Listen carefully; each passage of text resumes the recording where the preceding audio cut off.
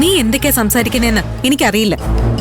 ഗോപാലിന്റെ ട്രസ്റ്റിൽ നടന്നതുമായി എനിക്കൊരു ബന്ധവുമില്ല.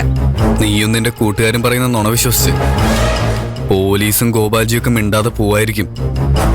പക്ഷേ സത്യം മുഴുവൻ എനിക്കറിയാം. നീ അന്നത്തെ ദിവസം കോളേജിലേക്ക് വന്നിട്ടില്ല.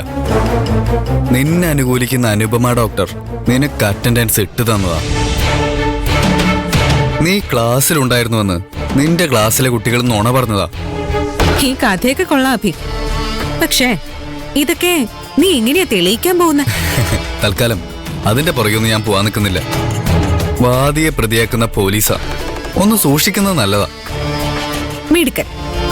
ഇനി മേലാൽ എന്റെ വഴി തടയാൻ വന്നേക്കരുത്. ഞാൻ എങ്ങനെ പ്രതികരിക്കുമെന്ന് പറയാൻ പറ്റില്ല.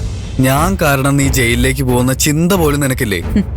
നീ അങ്ങനെ എന്തെങ്കിലും ചെയ്താ വക്കീലും എന്റെ ചേച്ചിയും കൂടി നിന്റെ കാര്യത്തിൽ ഒരു തീരുമാനം ഉണ്ടാക്കും.